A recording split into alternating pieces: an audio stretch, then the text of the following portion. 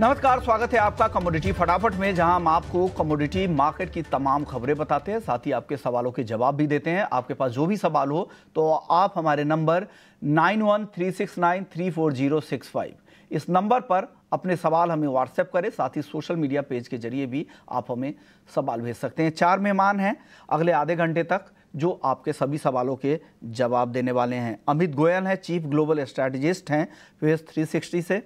चिंतन मेहता है, सीईओ हैं अवांस होल्डिंग्स के। सचिन गुप्ता है 5 पैसा कैपिटल से। और अखिलेश जैन हैं, फाउंडर हैं टेक्निकल आईक्यू से। आप चारों मेहमानों का बहुत बहुत शुक्रिया। शुरुआत कर लेते हैं गोल्ड और सिल्वर से, क्योंकि यहाँ पर काफ़ी गिरावट दिख रही है। करीब 2.25% की गिरावट गोल्ड में कल दिखी थी और आज भी 1% से ज़्यादा की गिरावट दिख रही है। 70,500 रुपये के नीचे भी भाव आ चुका है। अमित, सबसे पहला सवाल आपसे ही होगा, क्या लग रहा है कितनी गिरावट और आपको दिख रही है? जो ट्रेडर है उनके लिए क्या सलाह है, जो इन्वेस्टर्स है उनके लिए क्या सलाह है? जी, देखिए, मैं पहले एक थोड़ा सा कॉन्टेक्स्ट देना चाहूंगा कि हम लोग निरंतर जो हैं वो गोल्ड में पिछले 5 साल से बुलिश रहे हैं। और पर्टिकुलरली जब ये अक्टूबर में डॉलर टर्म्स में 1800 और रुपी टर्म्स में 55-56 हजार गया था, तो वहां से तो हम बहुत सी ज्यादा तेजी में बैठे। मेरी और आपकी कई दफे गुफ्तगू भी हुई है इस बारे में। मगर मेरा ऐसा मानना है विश्व मोहन जी कि जो फरवरी से लेके जो अप्रैल तक इतनी बड़ी जो एप्रिसिएशन आई, जहां गोल्ड जो है वो महज 61,500 से जो है वो 74,000 हो गया एमसीएक्स पे, और चांदी जो है वो कोई 69-70 हजार रुपए से जो है वो 84-85 हजार हो गई। मेरा ऐसा मानना है कि ये एक बहुत बड़ा मूव है। ये मूव अभी अभी ही मुझे ऐसा लगता है कि ये पीक आउट अभी कुछ ही दिन पहले किया है, और ये वाले पीक्स मुझे अभी कम से कम कुछ महीने तक वॉयलेट होते नहीं दिखते। तो अब देखिए, दो अब यहाँ पे एस्पेक्ट हैं। एक तो है निवेशक। तो हमने तो जो है पिछले 2 हफ्तों में हमने लगातार गोल्ड और सिल्वर को सेल ऑन एवरी राइज करके हमने उसको बेचने के लिए जो है हमने अपने मीडिया हैंडल्स पे और हमने इवन इलेक्ट्रॉनिक मीडिया में हमने लगातार इस बात को बोला है। मुझे लगता है कि ये वाले जो अब लेवल्स आ गए हैं, ये तो अब काफी लो लेवल आ गया है। तो यहां पर तो जो है मैं बेचने की सलाह नहीं दूंगा। मगर ओवरऑल मेरा ये मानना है कि ये पीक आउट हो चुका है, और जब भी अब इसमें बाउंस आए तो जी, हमें गोल्ड सिल्वर को बेचने के बारे में सोचना चाहिए। बिल्कुल सही बात है। तो ये आपकी राय गोल्ड में है। अब अखिलेश जी और सचिन जी आप लोगों के पास आ रहे हैं। सबसे पहले सचिन जी, आप बताइए, टेक्निकली आपको गोल्ड अब कैसा दिख रहा है? इस गिरावट के बाद करीब 3,500 रुपए की गिरावट रिकॉर्ड स्तरों से आ चुकी है, और गिरावट दिख रही है। अगर कोई खरीदने के लिए एंट्री करना चाहते हैं तो किन लेवल्स पे करें, कहां तक वेट करना चाहिए उनको? गुड इवनिंग विश्वमोहन जी। वेल, एक अच्छा करेक्शन हमने टॉप से आता हुआ यहाँ पे देखा है। यहाँ पिछले 2 हफ्ते पहले एक कंटिन्यूसली अपसाइड मोमेंटम्स बनते हुए नजर आ रहे थे। उसके बाद में थोड़ा सा कूल ऑफ प्राइसेस जो है वो होते हुए नजर आ रहे हैं। हाल फिलहाल करीब 70,000 का एक इंपॉर्टेंट सपोर्ट जो है वो गोल्ड होल्ड किया हुआ है। और मुझे लगता है कि लाइक इंटरडे और 1 से 2 ट्रेडिंग सेशंस के लिए यहाँ पर सेल ऑन राइज की स्ट्रेटेजी रखना चाहिए, बिकॉज करेक्शन स्लाइड और देखने को मिल सकता है। तो करीब 70,650 के आसपास अगर प्राइस मिलते हैं गोल्ड के, तो one can look for the sale. एक स्ट्रिक्ट स्टॉप लॉस रहेगा 70,870 का, और डाउन साइड में 70,300 तक के टारगेट्स जो है वो गोल्ड में देखने को मिल सकते हैं। वेल, अगर हम बाइंग पॉइंट ऑफ से देखें या फिर लाइक जो लॉन्ग टर्म के लिए यहाँ पे इन्वेस्ट करना चाहते हैं, मुझे लगता है कि गोल्ड में जो है करीब 69,500 और 700 तक के आसपास तक के लेवल्स जो है वो एक बार आने चाहिए। तो आई वुड सजेस्ट बाइंग के लिए करीब 69,500 700 तक के अगर लेवल्स मिलते हैं तो वहां से लॉन्ग टर्म के लिए वापस से गोल्ड में बाइंग की जा सकती है। क्या लग रहा है अखिलेश जी, किसी को अगर बाइंग करना है, मन बना लिया है, तो वो किन लेवल्स पे बाई करना चाहिए उनको?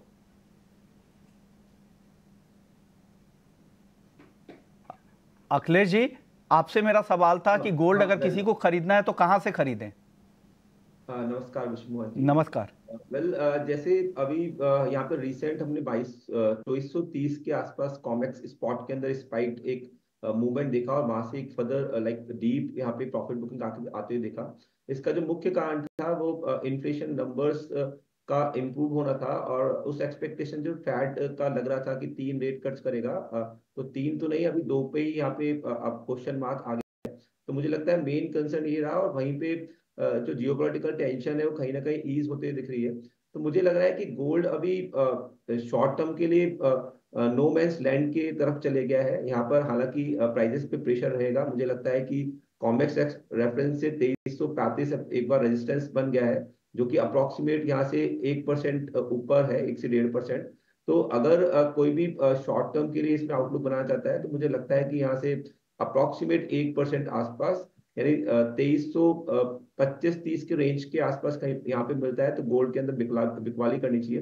2335 के यहाँ पे स्टॉप लॉस लगाए ऊपर। मुझे लगता है प्राइजेस ग्रेजुअली 2235-40 यहाँ पर आना चाहिए। वहीं एमसीएक्स में मुझे लगता है कि 71,200-300 के आसपास के जो लेवल होंगे वो अच्छा एक बिकवाली का लेवल होगा। वहां पे आप 71,400 450 का स्टॉप लॉस मेंटेन कर सकते हैं। और जैसा सचिन जी ने कहा कि 69,500 इसका एक इमीडिएटली लक्ष्य रखता है। वहां पर फर्दर डेवलपमेंट देखना पड़ेगा कि क्या रहता है, बट मुझे लगता है कि ये जो कॉन्ट्रैक्ट है 2235 से 2335 रेंज में रहेगा, और यहाँ पे प्राइसेस के अंदर ऊपर की तरफ से प्रेशर देखने को मिलेंगे। तो सेल ऑन राइस का रिकमेंडेशन है गोल्ड के अंदर जी। सेल ऑन राइज की स्ट्रेटजी के साथ यहाँ पर काम करना है। आप बताइए चिंतन जी आपको क्या लग रहा है कि गोल्ड की चाल कैसी रह सकती है? और एक सवाल, एक दर्शक है, उनके सवाल भी इसमें मैं क्लब करना चाहूँगा। वैभव गोयल हैं, उन्होंने काफ़ी ऊपर के भाव पे खरीद लिया था 72,300 के लेवल पे, अचानक से अब गिरावट आ गई, अब क्या करना चाहिए इनको? अब ये पूछ रहे हैं कि क्या फिर से सोना उस लेवल तक जाएगा और कॉमेक्स पर क्या $2400 फिर से होगा? क्या जवाब देंगे उनको सर? अब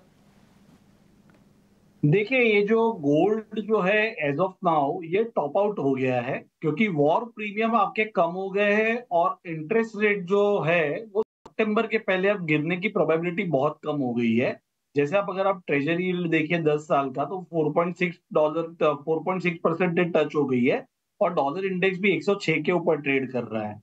और ये जो रैली है गोल्ड में, अनप्रेसिडेंटेड रैली आई हुई थी, जो आपने देखा होगा कि अप्रोक्सीमेटली नीचे से 17-18% की रैली आई थी। तो मुझे लगता है ये अभी तो करेक्शन मोड में रहेगा, और मुझे लगता है कि $2200 के लेवल अपने को देखने को मिल सकते हैं।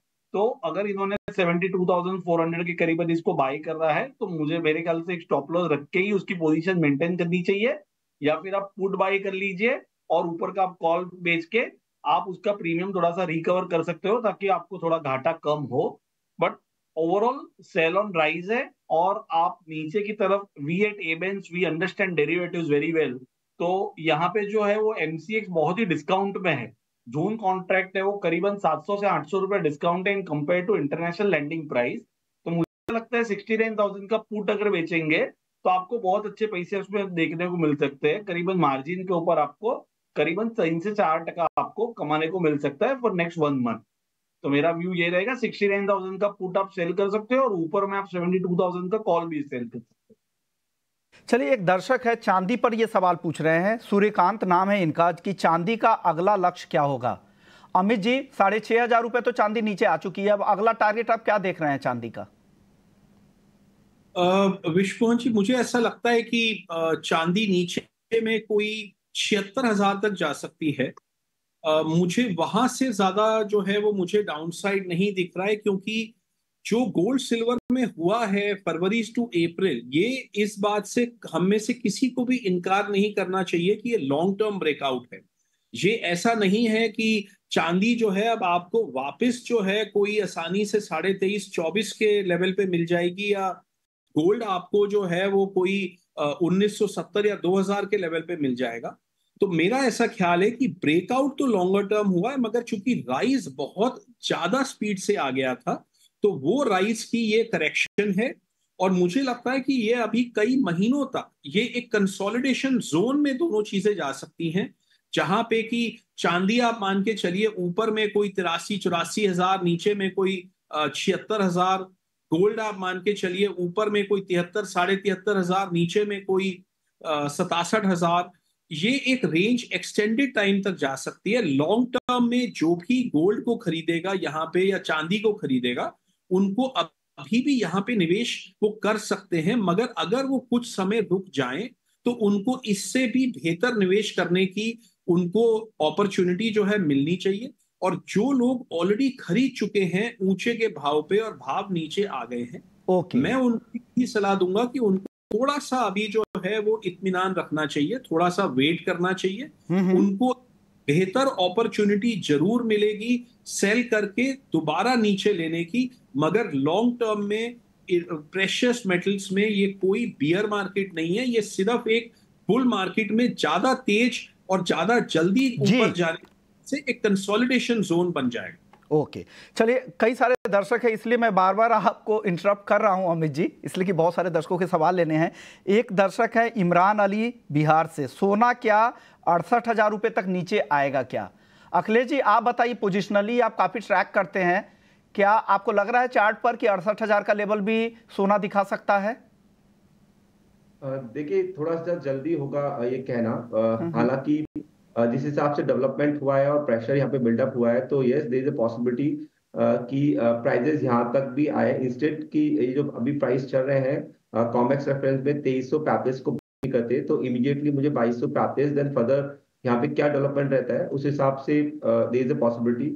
रस्ट जिस हिसाब से मैंने चार्ट्स को ट्रैक किया था, हालांकि वो थोड़ा सा ज्यादा ही प्रॉबिलिटी करना कहेंगे, तो अराउंड वहां पे 64,000 के आसपास तक के भी लेवल निकल रहे थे।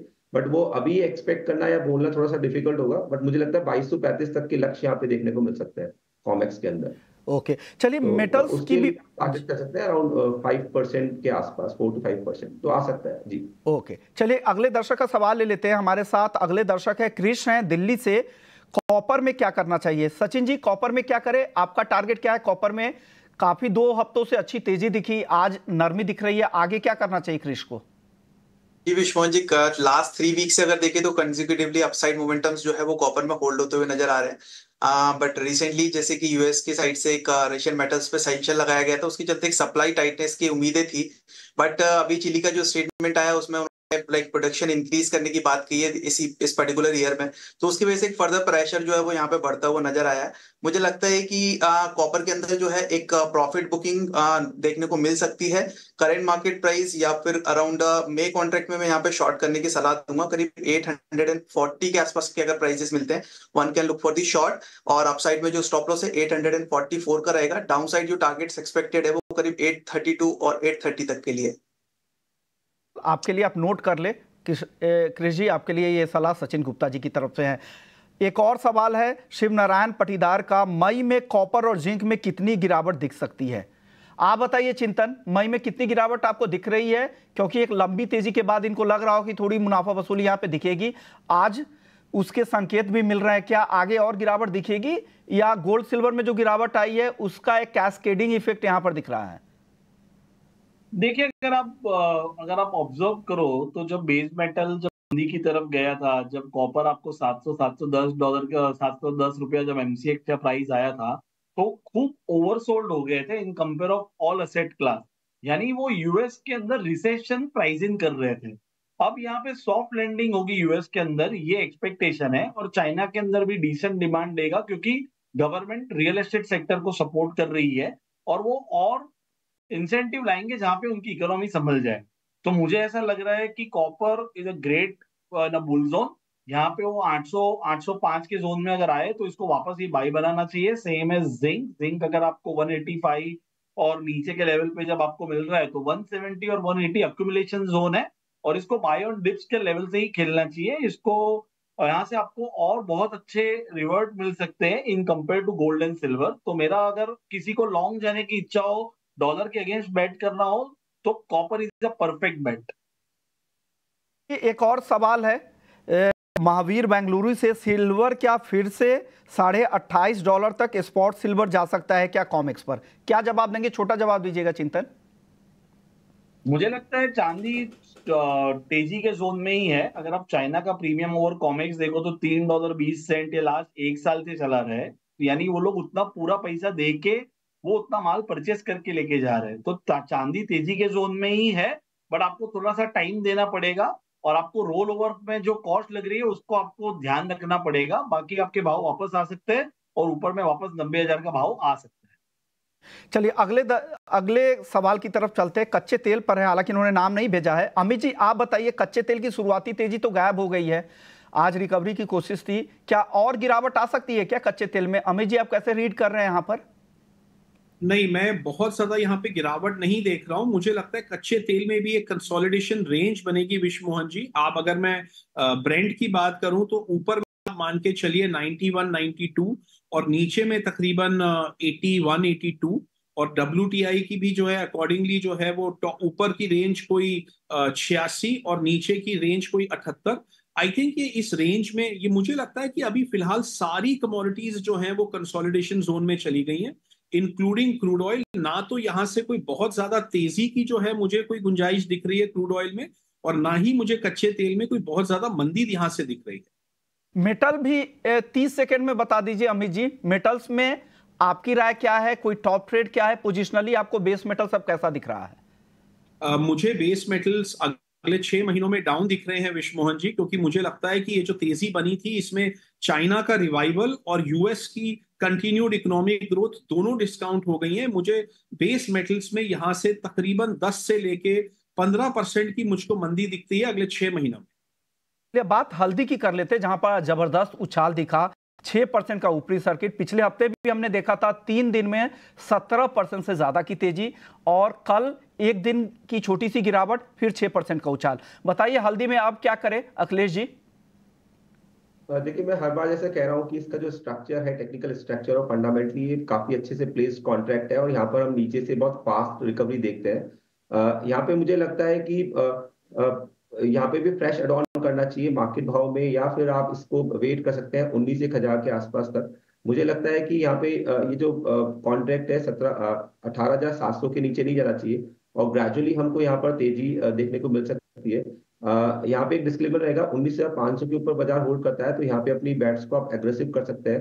ग्रेजुअली मुझे लगता है कि ये भाव है 22,000 के ऊपर जल्दी देखने को मिलेंगे। तो हल्दी में बाय ऑन डिप्स का रिकमेंडेशन है, बाय करके काम करें जी। धनिया और जीरे पर क्या राय है अखिलेश जी? छोटा जवाब दीजिएगा। अखिलेश जी आपसे सवाल था। किसके लिए पूछ रहे हैं, सॉरी जी? धनिया और जीरे पर क्या राय है? धनिया और जीरा देखिए दोनों ही अभी स्लगिश सा कमोडिटी लग रहा है। मुझे लगता है कि धनिया के भाव हमको अभी 7900 के ऊपर देखने को मिलेंगे, तो एक रेंज ट्रेडिंग लग रही है 7400 से लेकर 7900 के बीच में। तो इस बीच मुझे धनिया कुछ भी लग रहा है। वहीं जीरे में बिकॉज अभी बहुत ज्यादा बिकवाली आ गई है, स्ट्रक्चरल इसका हालांकि अभी स्लगिश टू डाउन ही है, बट यहाँ पे थोड़ा थोड़ा पुल बैक देखने को मिलेगा। तो केवल ट्रेडिंग प्रोस्पेक्ट से आप जीरे को देख सकते हैं। घटे में इसको बाय कर सकते हैं 200-300 पॉइंट, 21,200 का इसमें स्टॉप लॉस प्लेस करें आप। मुझे लगता है ग्रेजुअली भाव 22,100-200 के आसपास देखने को मिलेंगे। तो प्योर ट्रेडिंग कमोडिटी लग रहा है यहाँ पे, ऐसे कोई बड़ा मूवमेंट नहीं लग रहा दोनों ही कमोडिटी के अंदर। जी, एक दर्शक अभी सवाल पूछे हैं, प्रमोद है पुणे से। नेचुरल गैस 155 रुपए पे बाई है, क्या करना चाहिए इनको? क्या लेवल से आपके टारगेट स्टॉप लॉस बता दीजिए। हाँ well Vishnu ji, overall natural gas जो है एक रेंज में ट्रेड हो रहा है। अप साइड में 165 पर रेजिस्टेंस है, वाइल डाउन साइड अगर तो 140 138 पर एक सपोर्ट जोन है बना हुआ है। मुझे लगता है कि लाइक इनको जो है वो अपसाइड के भाव मिल जाएंगे। एक बार 160 के अगर आसपास में प्राइस मिलते हैं तो वहां पर एक बार इनको प्रॉफिट बुक करने की सलाह रहेगी। वेल मेरा भी कॉल जो है वो बाय साइड का ही है। मुझे लगता है 147 148 के अगर प्राइस मिलते हैं, one can look for the buy. Lower side में 138 का एक स्टॉप लॉस रहेगा, और अपसाइड पोटेंशियल मुझे करीब 160 और 162 तक लग रहा है। तो ये 162 रुपए के टारगेट के लिए आप खरीदारी कर सकते हैं। आपका टारगेट क्या है चिंतन जी? इस नेचुरल गैस में छोटा जवाब दीजिएगा। नेचुरल गैस में मुझे लग रहा है कि ऊपर में 170 और 180 जो मई जो कॉन्ट्रैक्ट है उसमें आपको जो लेवल है वो अच्छे से देखने को मिल सकते हैं, और 190 के ब्रेकआउट पे वो 230 भी जा सकता है। नीचे की जगह बहुत लिमिटेड है, तो बाय ऑन डिप्स आप खेल सकते हो। ओनली थिंग रोल के बारे में आप देख के चलना, क्योंकि रोल उसमें बहुत वियर्ड हो जाते हैं। बाकी वो बाय ऑन डिप्स की सलाह देंगे। ओके, यानी जो ये व्यू है नेचुरल गैस पर, ये पोजिशनल व्यू है, ये ध्यान रखिएगा। और ये 1 से 2 दिन के लिए सचिन जी की कॉल थी। शुक्रिया चिंतन आपका, अमित जी आपका, सचिन आपका, अखिलेश जी आपका। आप सब लोगों ने वक्त निकाला, हमारे दर्शकों को फटाफट से सवालों के जवाब भी दिए और पूरा आउटलुक भी समझा दिया। लेकिन चलिए आपको बता दें कि ऑर्गेनिक खेती की क्यों ज़रूरत है, इस पर हमने बात की निधि लोहाटी से, जो जियो लाइफ एग्रीटेक में एग्जीक्यूटिव हैं न्यू प्रोडक्ट डेवलपमेंट और बिजनेस डेवलपमेंट टीम में। उन्होंने बताया कि ऑर्गेनिक खेती की अहमियत क्यों बढ़ती जा रही है, क्यों जरूरी है, सेहत के लिए क्यों जरूरी है। इस मुद्दे पर हमने उनसे सवाल किया था, उन्होंने क्या कहा, आइए सुन लेते हैं। इसकी जरूरत हमें क्यों पड़ी, क्यों लोग ऑर्गेनिक के बारे में सोचने लगे, केमिकल ने क्या नुकसान किया। जैसे अभी कैंसर 2040 तक 30% ऑफ द इंडियन पॉपुलेशन को कैंसर होगा, अलग अलग टाइप के, lung cancer, stomach cancer, colon cancer, breast cancer, reproductive में इश्यूज। उसके अलावा प्रिकॉशियस प्यूबर्टी नाम की एक चीज होती है, जिसका मतलब है कि उम्र से पहले जब प्यूबर्टी हो जाती है, आजकल ऐसी रिपोर्ट्स है कि 6 साल के बच्चों को भी पीरियड स्टार्ट हो रहा है। ये सब जो भी हो रहा है, ये एंडोक्राइन डिस्टरप्टर्स की वजह से हो रहा है, जो एग्रोकेमिकल्स में यूज होता है, और वो इतनी ज्यादा मात्रा में यूज होता है कि आज हम सारे जो भी खाना खाते हैं सब में एंडोक्राइन डिस्टरप्टर्स है। उसकी वजह से जो आजकल फर्टिलिटी के भी इश्यूज आने लगे हैं लोगों को, ये भी उसी से कनेक्टेड है। तो जो नेचर ने जिस तरह से एक सिस्टम बनाया था, केमिकल लाके हमने वो पूरा सिस्टम खराब कर दिया है। तो जियोलाइफ की एक कोशिश है कि ऑर्गेनिक तो है ही, उससे एक कदम आगे बढ़ के जो नेचर से कनेक्टेड हो, जो नेचर में बायोडाइवर्सिटी है, इकोलॉजी है, उन सब से जुड़ा हुआ हमारा रिसर्च है। और जिस तरह के हम प्रोडक्ट्स बनाते हैं वो बायोडाइवर्सिटी को रिस्टोर करने के लिए, इकोलॉजी को रिस्टोर करने के लिए, और नेचुरल तरीके से प्लांट्स की इम्यूनिटी रेजिस्टेंस को ऐसे बिल्ड करे कि बाहर से उनको हेल्प की जरूरत ना पड़े, इंटरनली वो खुद ही स्ट्रांग हो जाए। तो जैसे पेस्टिसाइड्स हो या ऐसी चीजों की जरूरत ही ना पड़ी। तो इम्यूनिटी इससे बढ़ती। ऑर्गेनिक तो ये हो, एक तरह से ये ऑर्गेनिक ही हुआ, रेसिड्यू फ्री हुआ, बट न्यूट्रिशन के माध्यम से प्लांट्स को हेल्दी करके जो फूड बनता है उससे वो भी हाईली न्यूट्रिशियस होगा।